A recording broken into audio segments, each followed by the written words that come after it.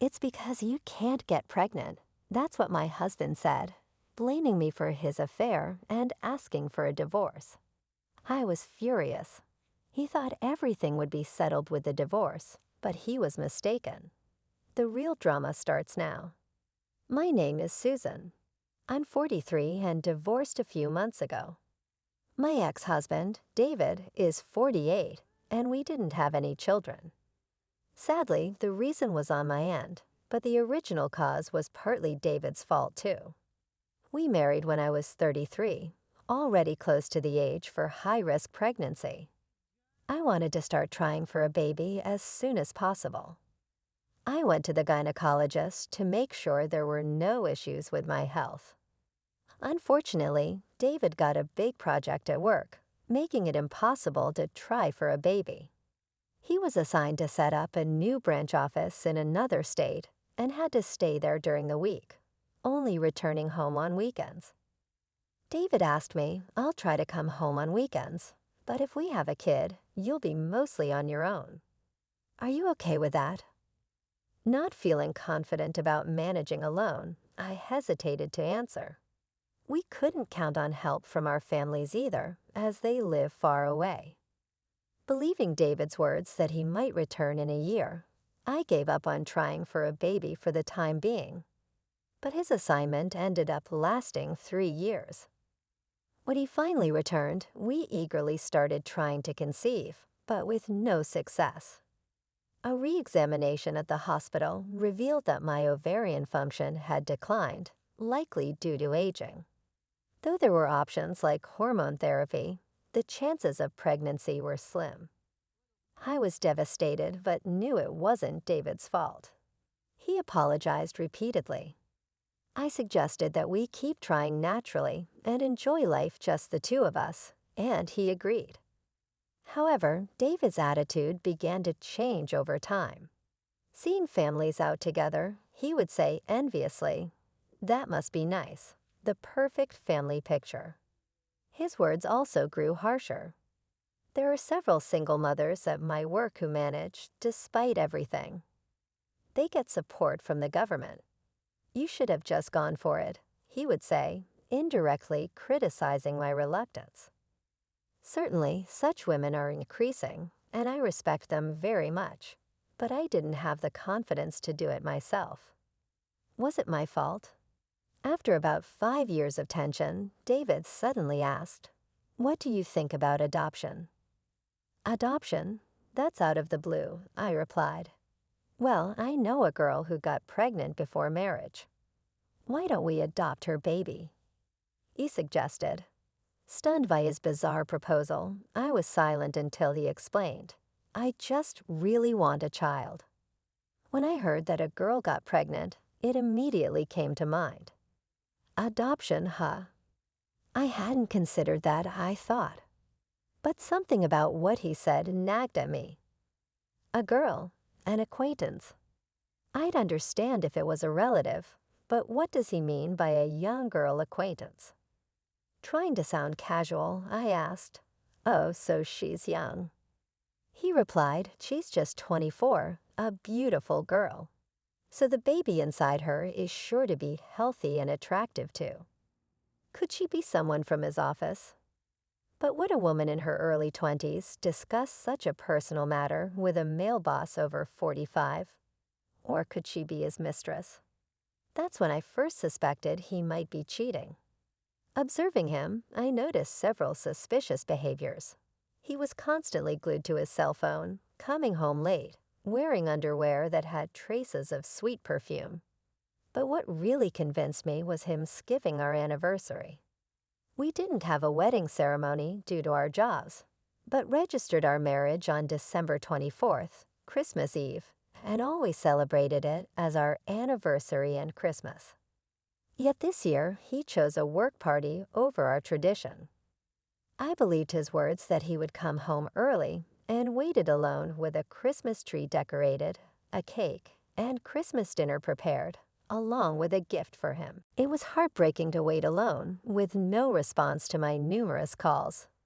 He finally contacted me the next morning. His voice sounded too cheerful as he said, "Ah, sorry, I accidentally overslept at a friend's place." I replied, "Okay, I get it. I threw away the cake, Christmas dinner, and your present." He casually responded, "Oh, what a waste. No need to sulk just because I missed our anniversary. I'll make it up to you." I retorted, "No, it's fine. You might as well not come back home. Why not live with the person you were with last night?" He seemed to be still intoxicated or lost in the memories of last night, saying, "Hey, don't say that. Besides, her apartment is small." Unknowingly, he dug his own grave. "I'm going home early tonight. Susan." "Forgive me," the old man apologized to me in a brusque tone, which made me want to vomit. That evening, my husband came home with a face as if nothing had happened and again began talking about the adoption. "Let's start the process soon. She wants to decide quickly." I asked, "Why are you so eager to adopt a stranger's child? What about her partner or parents? Can I talk to her or her parents first?" He became flustered and stammered, "That's because you're right. The guy ran away, and apparently she has no parents." I decided to test him. "I'm sorry, but I'm not interested in raising a child born from a reckless woman and a foolish man," I said. He blurted out in anger, "What? You're insulting me and Sarah." There he fell right into my trap. Realizing his affair was exposed, he finally understood. "You could have just asked for a divorce instead of making me raise your and this Sarah girl's child. That's called cunning."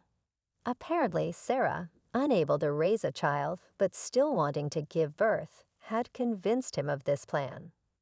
He said, "It's your fault for not being able to have kids. You should be grateful for letting you raise my child." That was it. I snapped and said clearly, "Then let's go to court and see who's right." He lost his temper too. "Fine, I don't want to see your face again. Divorce, get out." Hearing that, I placed the divorce papers I had received earlier in front of him. Caught off guard, he signed them. Unable to back down, I didn't want to spend another second with him. I gathered my essentials, filed the papers, and went back to my parents' house. A week later, he called me. "Your stuff is still here. Pack it up and get out. Take everything." I informed him I'd come with my lawyer over the weekend. Shocked by the mention of a lawyer, he reluctantly agreed when I threatened to go to his office unless we settled on alimony and property division. We eventually agreed on a settlement of $150,000 in total. But the next day, on my way back from a part-time job, a young woman approached me. It was the infamous Sarah. She was David's type, short with long hair and cute, but her heavy makeup made her look tacky.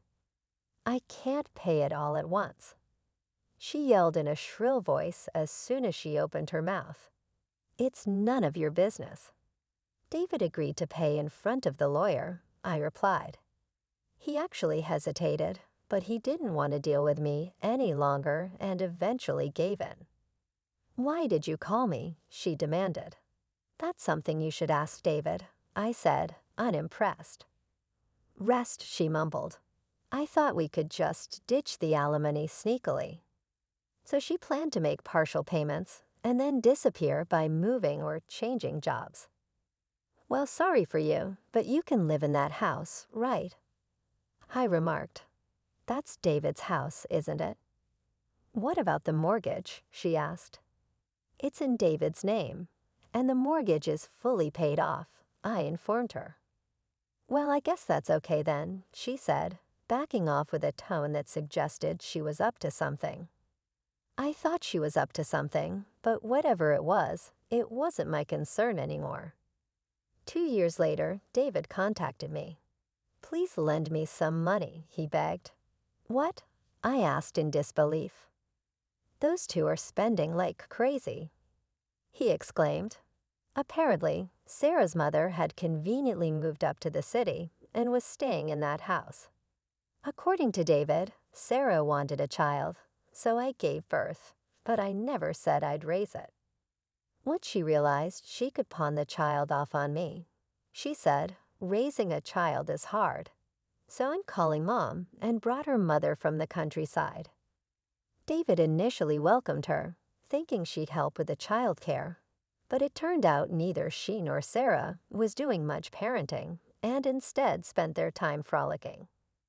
Well, knowing her mom, that figures, I said, unimpressed.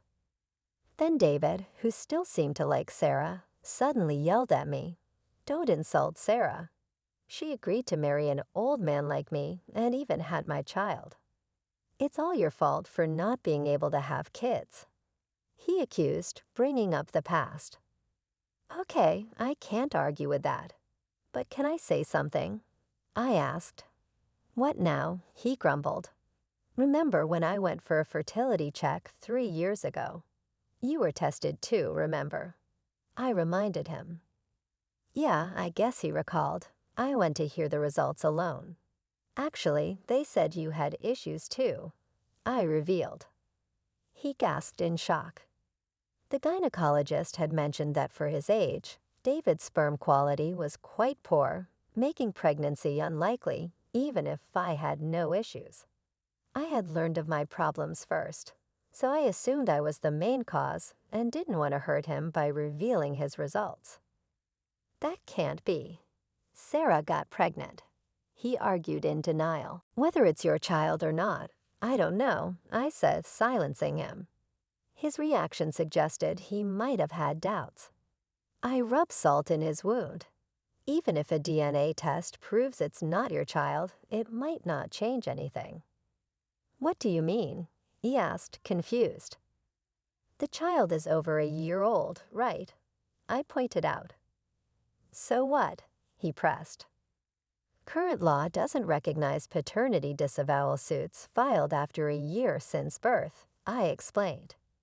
If discovered after a year, a different lawsuit is needed, often leading to disputes.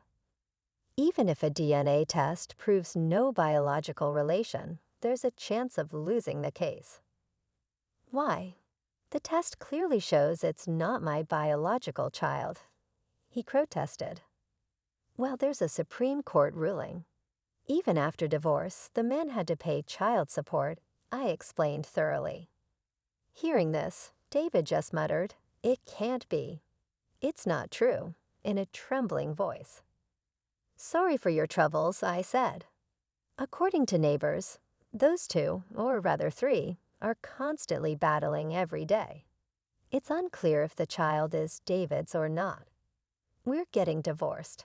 Get out, sell this house, and pay child support. I'm never leaving. Such arguments are heard daily, and they're reportedly quite intense. They've had the police called on them multiple times, and both women have even been detained. As for me, I'm currently living with my parents. I don't know what the future holds, but I'm enjoying my single life, keeping busy with work and hobbies.